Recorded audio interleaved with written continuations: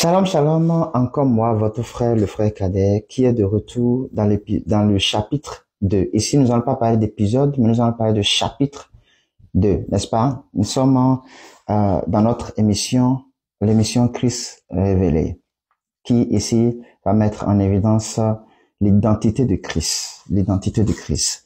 Amen. Ok. Nous allons parler dans le chapitre 1 du commencement. Comment est-ce que Dieu a commencé? Comment est-ce que Dieu a créé l'homme? Pourquoi l'homme? Dieu a créé l'homme. N'est-ce pas? Nous avons mis la différence entre l'homme et Dieu en disant que Dieu est le Dieu suprême. C'est lui qui a créé toutes choses. C'est lui qui a créé tout sur la terre. Méchant, bon, mauvais, c'est lui qui les a tous créés. N'est-ce pas? Et donc, aujourd'hui, il a créé l'homme également à son image, à sa ressemblance pour qu'il puisse dominer. Dieu, se chargeant de ce qui est spirituel, il a donné la capacité, le pouvoir, le contrôle à l'homme de pouvoir contrôler ce qui est physique. Donc, tout ce qui est spirituel, d'accord, se manifeste dans le physique, d'accord? Quand Dieu pense quelque chose, il permet à l'homme de pouvoir le faire. Toutes les créations d'aujourd'hui, les voitures, les maisons, les routes, tout ça, les constructions que nous voyons gigantesques partout, les monuments, tout ça c'est Dieu. L'avion, tout ça c'est Dieu qui l'a fait spirituellement et a passé par l'homme pour le faire manifester physiquement. Donc Dieu étant l'être suprême spirituel et l'homme étant l'être suprême physique. Parce que nous sommes aussi des petits dieux, parce qu'il nous a fait à son image. C'est ce que j'avais dit dans le chapitre 1. Aujourd'hui, nous sommes dans le chapitre 2, n'est-ce pas? Et dans le chapitre 2, nous allons tout de suite aller dans le verset 2 de la Genèse, Genèse 2, chapitre 18 à 22. Genèse 2, chapitre 18 à 22. Je lis au nom de Jésus-Christ. Genèse 2, verset 18 à 22. L'Éternel Dieu dit, « Il n'est pas bon que l'homme soit seul. Je lui ferai une aide semblable à lui. » L'Éternel Dieu forma de la terre tous les animaux des champs et tous les oiseaux du ciel, et il les fit venir vers l'homme pour voir comment il les appellerait, et afin que tout être vivant porte le nom que lui donnerait l'homme. La sagesse de Dieu. Il ne peut pas amener quelqu'un, je veux dire quelqu'un, c'est-à-dire une femme à l'homme, sans que l'homme ne soit prêt. Il doit donner du travail. Ici, c'est pas moi qui le dis, hein. Ici, l'homme est en train de dire, avant que tout homme ne se marie, avant que tu dois avoir du travail, tu dois avoir une certaine stabilité. Quand on dit stabilité, c'est-à-dire, tu peux te nourrir et tu peux nourrir la personne que tu es en train de faire venir. C'est ça. Pas avoir d'abord d'argent, beaucoup d'argent, non. Si tu as l'habitude de manger 500 par jour, 500 francs CFA par jour, est-ce que quand tu amènes la femme, est-ce que tu as la mesure d'avoir 1000 francs par jour pour deux? C'est ça Dieu est en train de dire ici. Il a dit, ce n'est pas bien que l'homme soit seul. N'est-ce pas? Il est seul. Les animaux, chacun et chacune, tu vois, tout ce que Dieu a créé à chacune, il voit ça et tout. Mais l'homme n'étant pas conscient, ça ne lui disait rien et tout, lui, il s'autosuffisait. Tu as dit, c'est pas bon. Quand il a vu ça, il a analysé. C'est un Dieu d'amour. Ce n'est pas bon. Et il a d'abord donné du travail à l'homme. Les animaux et tout ça là. Comment tu vas appeler? Donc, Dieu a fait développer l'intelligence de l'homme. Il a fait travailler son intelligence. N'est-ce pas? Il a mis à l'œuvre. Ok. Je t'ai déjà donné toutes les capacités. À partir de maintenant, toi-même là, je veux voir. Mets ça en œuvre. Mets ça en activité. Et Dieu a amené les animaux devant lui. Tout ce qui est physique là, Dieu a amené devant lui. Comment ça là? Il donne le nom. Comment? C'est-à-dire, il a donné la capacité de réfléchir, d'avoir l'intelligence, la connaissance, comme lui, Dieu. N'est-ce pas? Dieu est en train de tester sa création. Donc, c'est pour ça, aujourd'hui, l'homme a la capacité de créer des avions.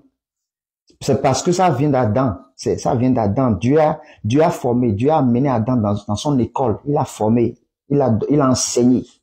Et aujourd'hui, on voit ça. Donc, tout ce que les parents font là, c'est du pipeau. C'est déjà dans l'homme, ancré dans l'homme. Et tous les riches, tout ce qui se passe là, c'est déjà mis dans l'homme. Que tu sois païen, que tu sois chrétien, que tu sois musulman, bouddhiste, à chacun, comme j'avais dans le chapitre précédent, Dieu a mis à chacun quelque chose, un don. Il est venu avec quelque chose, n'est-ce pas?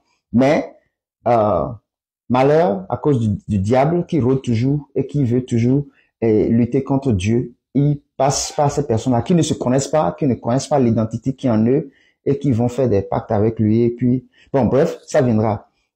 Nous continuons ici et dans le verset suivant, il dit, verset 20, et l'homme donna des noms à tout le bétail, aux oiseaux du ciel, à tous les animaux des champs, mais pour l'homme, il ne trouva point d'aide semblable à lui. Le 21 dit, alors l'Éternel Dieu fit tomber un profond sommeil sur l'homme, qui s'endormit, il prit une de ses côtes et referma la chair à sa place.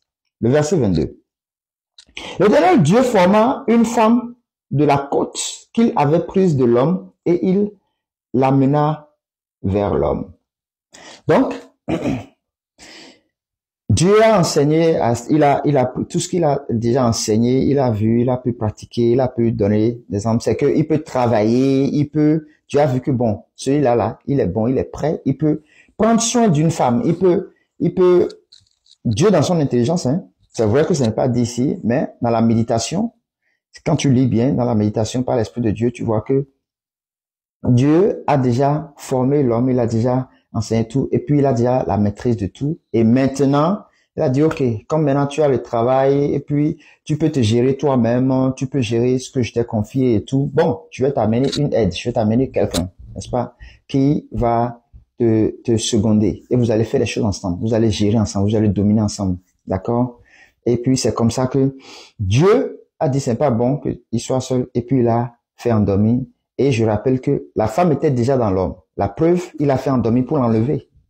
N'est-ce pas? Maintenant, quand on dit que il a pris la côte n'était que un passage. Vous voyez, à toute maison, il y a des portes. N'est-ce pas? Il faut passer par la porte pour entrer dans la maison. Donc, Dieu a enlevé une côte pour former la femme. C'était de la côte qu'il a enlevé la femme.